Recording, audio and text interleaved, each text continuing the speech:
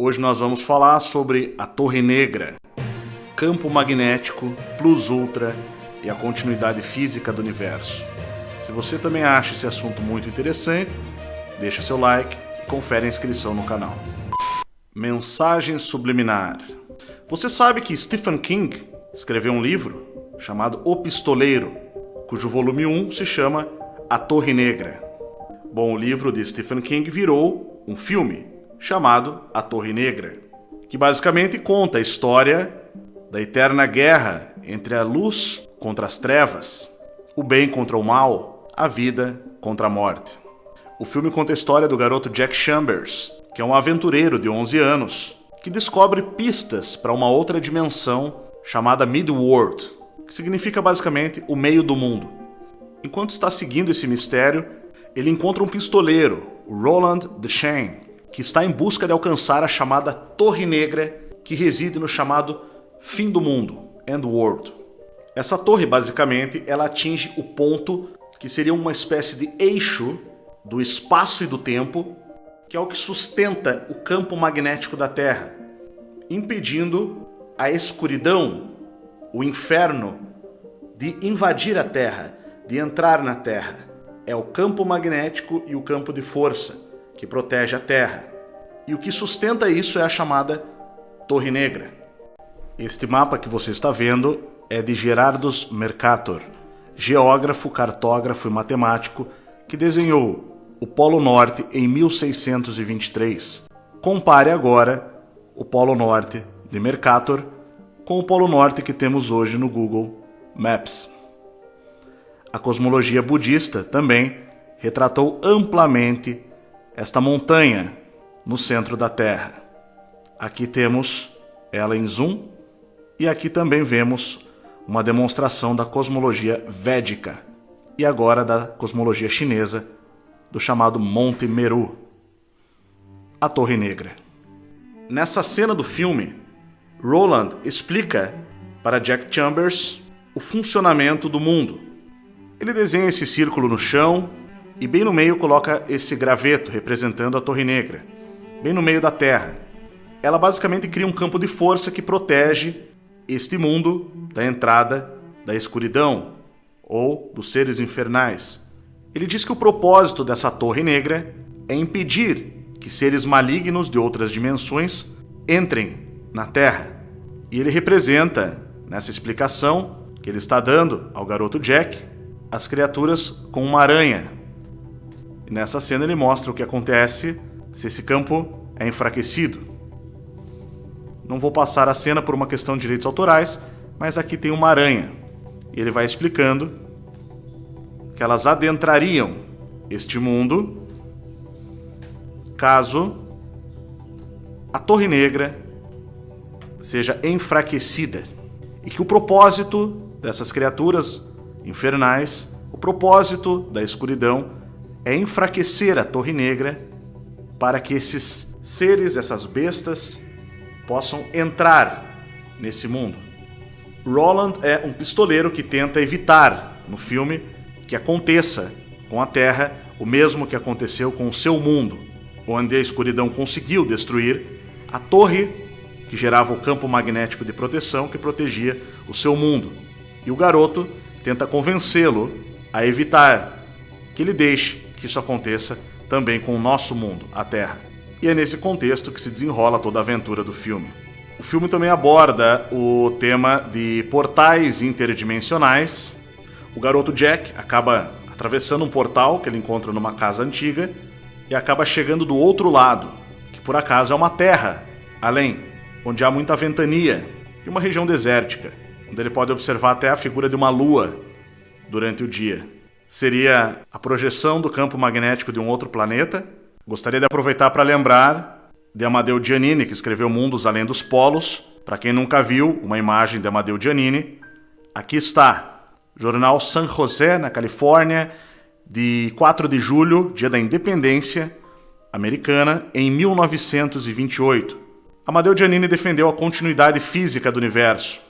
E o curioso é o fato de que, apesar de praticamente não termos ouvido falar de Amadeu Giannini na história ou na história da ciência, muito embora ele tenha uma teoria bastante interessante, que chamou muito a atenção na época, apareceu na mídia e ele conheceu grandes pesquisadores, grandes personalidades, grandes exploradores do Ártico, da Antártida. Então a pergunta que fica é: por que não ouvimos falar dele? Esse jornal que você está vendo é do Missouri, de 30 de março de 1947. Esse homem que você vê na foto, à sua esquerda, é o próprio Amedeo Giannini, com um pouco mais de idade. A manchete diz: nós podemos andar para Marte, talvez para Júpiter, outros planetas e estrelas? Inclusive, no canto direito, você lê o seguinte: o autor diz: descobertas de Byrd, nosso conhecido almirante Byrd, indicam universo sólido, ou vínculo com o universo sólido. E do lado esquerdo está escrito Road to Saturn, ou Estrada para Saturno, atrás do Polo Sul, declara o cientista. Sim, Amedeo Giannini era tratado como cientista e também como filósofo em outras ocasiões. Nesta imagem de 1928, nós temos Francis Amedeo Giannini, à esquerda, com nada mais nada menos que Capitão George Wilkins, que foi o segundo maior explorador do Ártico e da Antártida, também aviador, atrás apenas de Almirante Byrd. A manchete diz: ele diz que a Terra não é um globo. Aviador polar que se encontrou no café da manhã com o Capitão George Wilkins, falando que há mais terras após os polos. E o jornal afirma que ele terá a chance de provar a sua teoria com as explorações que George Wilkins iria fazer. Amedeo Giannini defendia o que ele chamava de a continuidade física do universo. Sua obra mais conhecida, Mundos Além dos Polos, retrata também esse jato de luz que vai até o céu com esse vórtice de energia. Eu mostrei em live, mostrei no Format também, nosso estudo do Instituto Licentia sobre a continuidade física do universo, algumas séries que tratam esta cena. Um vórtice de luz que sai de algum lugar em meio à Antártida, gerando a aurora boreal e o campo magnético. Observe as nuvens em vórtice. Estamos vendo uma cena de The Legend of Korra, que é a sequência, no caso, do anime Avatar. Observe essa nuvem aqui em vórtice. Compare agora com Mundos Além dos Polos, que descreveu o antigo cientista filósofo Francis Amedeo Giannini. Observe essa cena, voltando ao filme A Torre Negra. O campo de força que protege a Terra. Se deixar a torre cair, bilhões de pessoas vão morrer.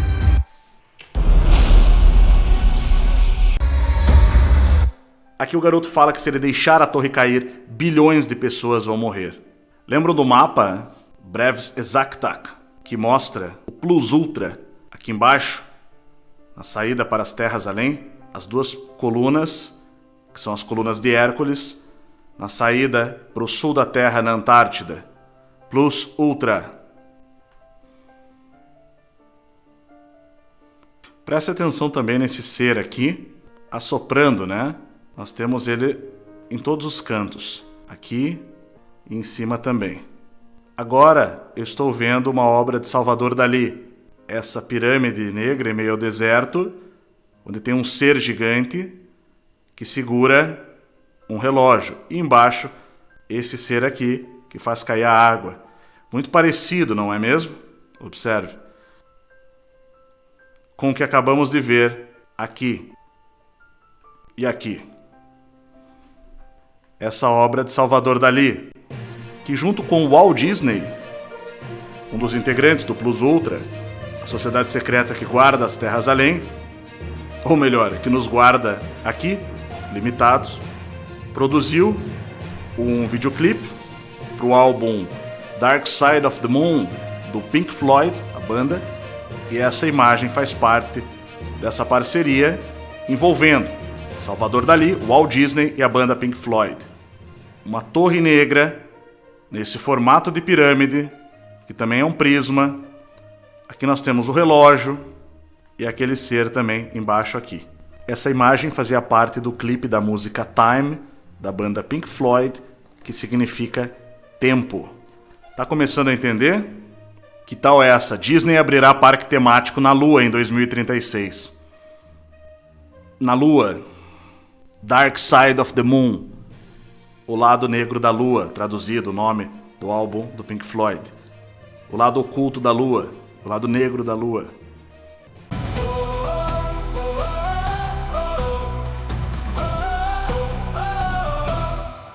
Instituto São Brandão.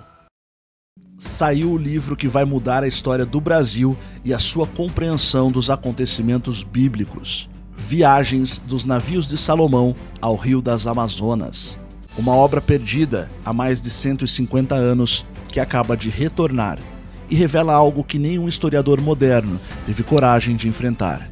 No século XIX, o etnólogo e linguista francês Onfroy de Thoron reuniu registros, lendas amazônicas, crônicas indígenas e documentos portugueses e imperiais que apontavam para uma hipótese ousada, que os navios do rei Salomão, sim, o Salomão da Bíblia, teriam navegado até a Amazônia em busca de ouro, pedras preciosas e madeira, que foram utilizadas na construção do templo dedicado ao Deus bíblico. Uma verdade que apenas alguns poucos iniciados de sociedades discretas tinham contato.